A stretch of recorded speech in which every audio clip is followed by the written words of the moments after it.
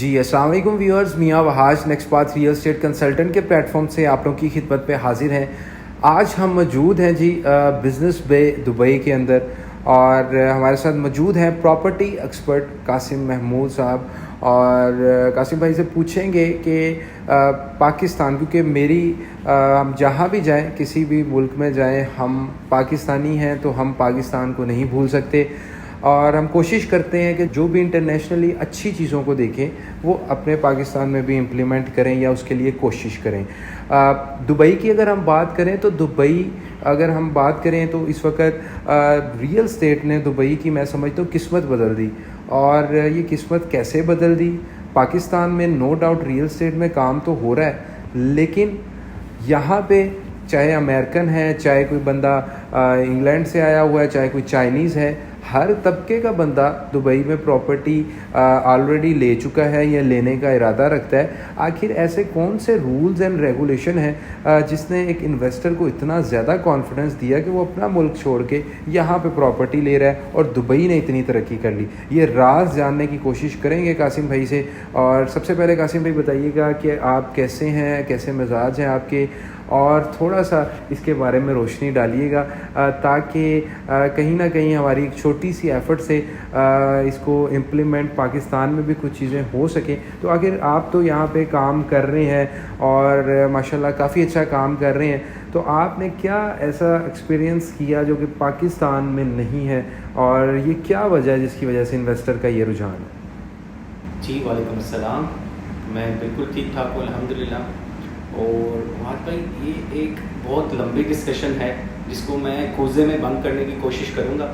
सबसे पहले तो ये है कि आपको पता है कि दुबई की गवर्नमेंट, आप भी यहाँ पर हैं, बिल्कुल, आपने पूरा दुबई देखा, हमारे साथ भी बैठे, आपके प्रोजेक्ट्स देखे, मैनेजमेंट देखी, सिक्योरिटी सिस्टम देखा, चाहे वो पुलिस हो या सिक्योरिटी कंपनी हो, क्लीनिंग कंपनी हो, मतलब जितने भी डिपार्टमेंट हैं वो फुल डेडिकेशन और डिटर्मिनेशन के साथ काम कर रहे हैं। ये डेडिकेशन और डिटर्मिनेशन आती कहाँ से है? जाहिर है वो हायर मैनेजमेंट से आती है, वो हिज हाइनेस शेख मोहम्मद बिन राशिद अल मखतूम के ऑफिस से आती है। देखिए, उन्होंने पूरी दुनिया में सबसे पहले तो अपना एक नाम बनाया, अपना एक ट्रस्ट बनाया, सबसे पहले करके दिखाया, जिसमें उनके इंफ्रास्ट्रक्चर आता है, टॉलेस्ट टावर है, बुर्ज खलीफा है। ना सिर्फ उन्होंने बनाया बल्कि उसको मैनेज किया, और अभी तक वो मैनेज है, जो कि बिल्कुल हमारे सामने है, देख सकते हैं। दूसरा ये है कि यहाँ पे जितनी भी नेशनैलिटीज रह रही हैं वहाँ भाई, उनको फुली सिक्योरिटी मिलती है, फुल प्रूफ सिक्योरिटी मिलती है, मजहबी आज़ादी है,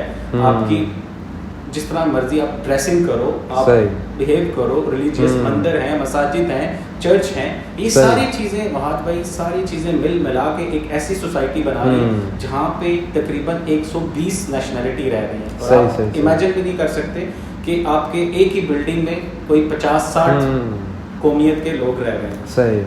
और अगर यहाँ का देखा जाए तो इंडिया पाकिस्तान की बेस्ट पार्टनरशिप है। यहाँ पे जितने भी पार्टनर्स हैं वो इंडियन पाकिस्तानी आपस में पार्टनरशिप करके रह रहे हैं। और जहाँ तक प्रोजेक्ट की है कि कौन सी चेंजेस पाकिस्तान में लानी चाहिए या कौन सी चीज़ें यहाँ अच्छी हैं, वो उसमें सबसे पहले तो ये है कि प्रोजेक्ट की मैनेजमेंट पाकिस्तान में ये होना चाहिए कि सबसे पहले तो उसको रेगुलेट करना चाहिए, अथॉरिटी बननी चाहिए जो उसको मैनेज करे। और दूसरा ये है कि प्रोफेशनल और सर्टिफाइड कंपनीज आए जो कि प्रोजेक्ट को मैनेज करें, स्पेशली जो कम्युनिटीज हैं, चाहे वो विलास की कम्युनिटीज हैं, चाहे वो अपार्टमेंट्स की कम्युनिटीज हैं, क्योंकि एक प्रोजेक्ट को चलाने के लिए वहाज भाई आपको एक पूरी टीम चाहिए होती है, जिसमें सिक्योरिटी है, क्लीनिंग है, प्लम्बिंग है, इलेक्ट्रिकल है, और इंजीनियरिंग भी इन्वॉल्व होती है, आपको फायर ब्रिगेड है, सिक्योरिटी है, वाटर स्प्रिंकलर्स हैं।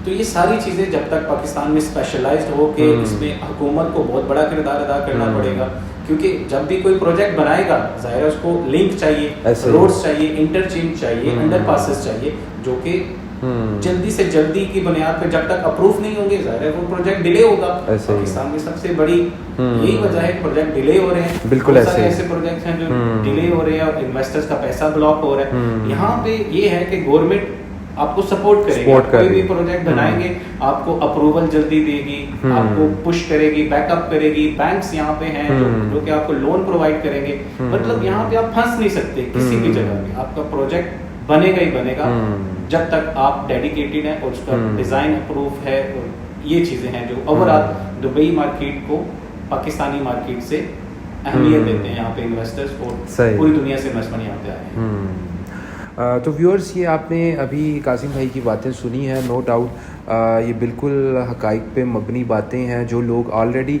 दुबई में प्रॉपर्टीज़ लेते रहते हैं वो इन सब बातों से रिलेट कर सकते हैं। इसके अलावा एक एडिशन मैं ये भी करना चाहूँगा कि दुबई के अंदर बेसिकली इसको इंडस्ट्री का दर्जा दिया गया है। शायद यही वजह है कि जो कासिम भाई ने बताया कि यहाँ पे ख़ुद पुश करते हैं, खुद करके दिखाते हैं जो ऑलरेडी ये स्टेट को चलाने वाले लोग हैं, क्योंकि वो इसको इंडस्ट्री समझते हैं। तो वो एक ऐसा माहौल दे रहे हैं जिसमें ना सिर्फ इन्वेस्टर सिक्योर है बल्कि जो क्लाइंट है वो भी सिक्योर है।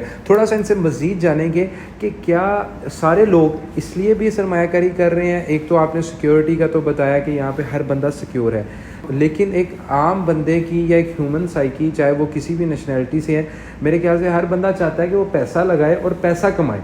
तो इस बारे में भी बताएं कि यहाँ पे क्या ये लैंड ऑफ अपॉर्चुनिटीज़ है या सिर्फ ये सिक्योर ही है, सिक्योरिटी की वजह से कि यहाँ पैसा नहीं डूबेगा, इस वजह से ये रियल एस्टेट यहाँ पे इतनी काम में आता है। जी देखिए, इसमें सबसे पहली ये चीज़ है कि हमें फैक्ट एंड फिगर्स को देखना पड़ेगा। हम लोग हवा में बातें नहीं करते, आप भी एक्सपर्ट है, हम भी एक्सपर्ट है। सबसे पहले मैं आपको ये बताता जाऊँ कि दुबई जो है यहाँ पे सबसे ज़्यादा जो रेंटल इनकम है ना वो यहाँ से जनरेट हो रही है। जिस अपार्टमेंट में हम बैठे हैं, व्यूअर्स भी देखेंगे, उस अपार्टमेंट का रेंट ही सिर्फ 100,000 दिरहम्स है, तो 1 लाख दिरहम बनता है, जिसको हम लोग पाकिस्तानी रुपीस में भी कन्वर्ट करके दिखाएंगे।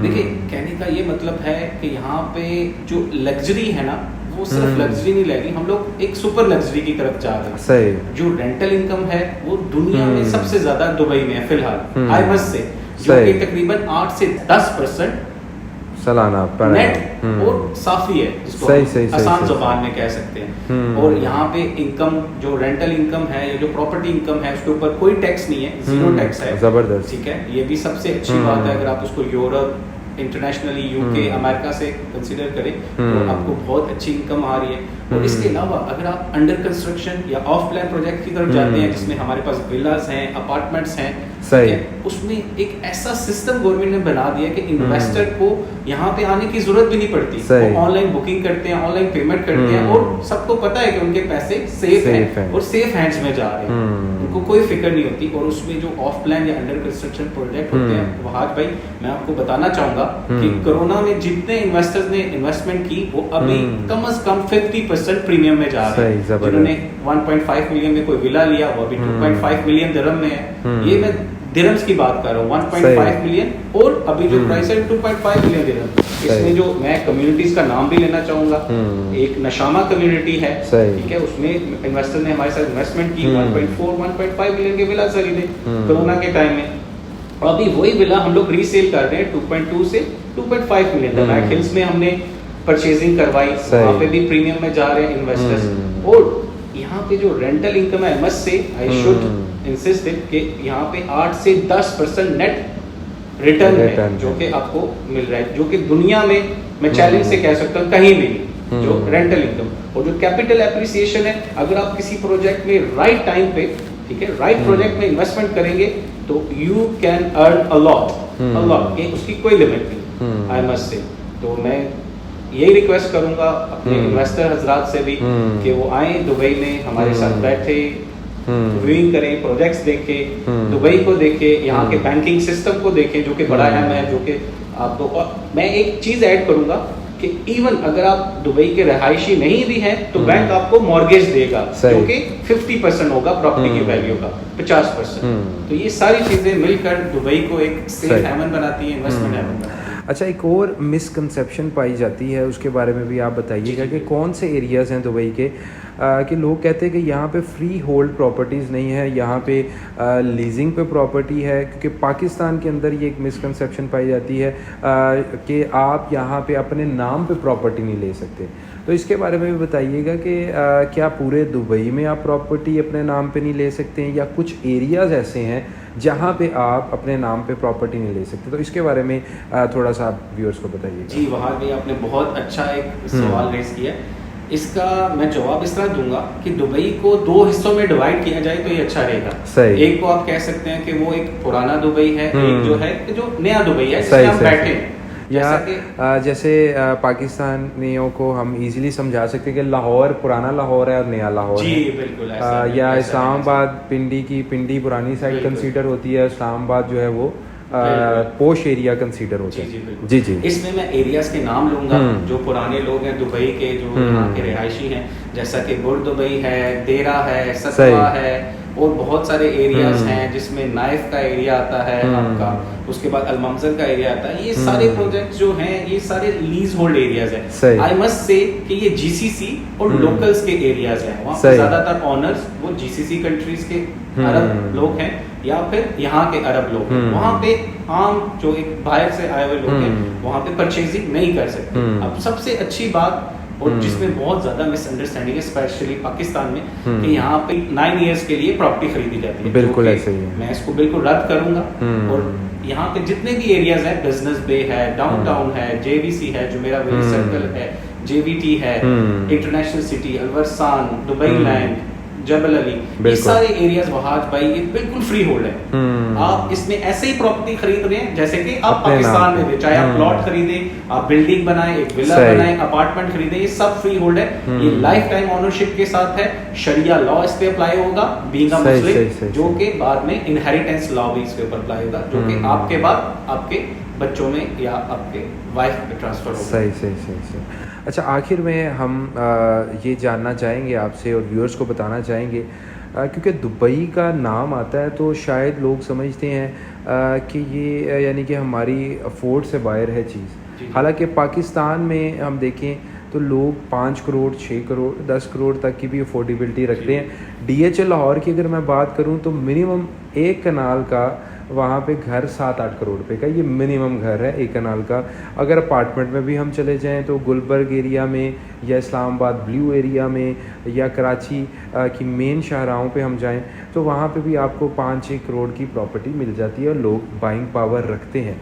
तो वो लोग जो कि बाइंग पावर रखते हैं पाकिस्तान के अंदर, उनके लिए आप बताएं कि यहाँ पे मिनिमम इन्वेस्टमेंट अगर आपने करनी है तो कितने पैसे आपके पास होने चाहिए।